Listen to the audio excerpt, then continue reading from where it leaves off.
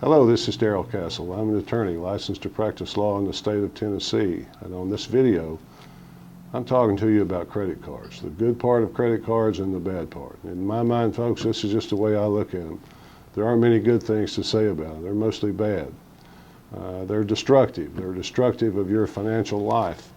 I say that because they're like a siren calling to you from the rocky shore. Your ship is headed toward that shore, and sometimes it seems like it's irreversible. Let's say you have a job and you bring home $500 every week. That's your take home. After taxes and other deductions that your employer takes out, you bring home $500 to make it simple.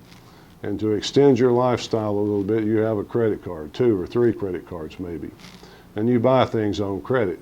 Buy gas perhaps, some groceries, some other things. You go to Macy's and buy a shirt or some other store. All of a sudden, your $500 a week are being eaten up by debt service on these credit cards with things that you've long since used. You're extending your lifestyle, but it has a destructive end because it has to be paid back. Those are some of the bad things about credit cards.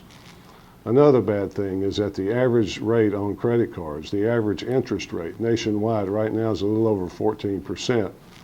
And the average family owes a little more than $14,000 on credit cards.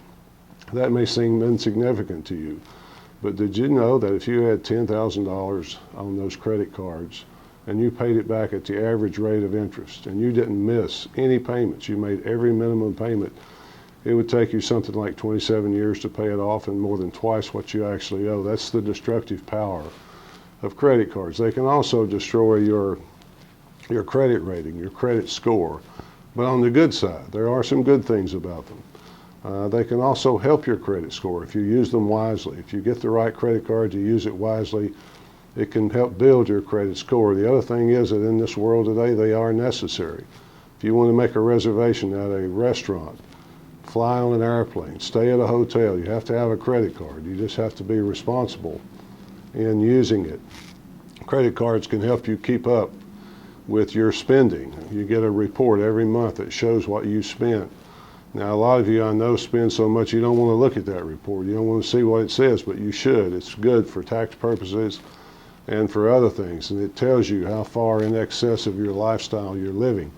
Maybe you can get it under control.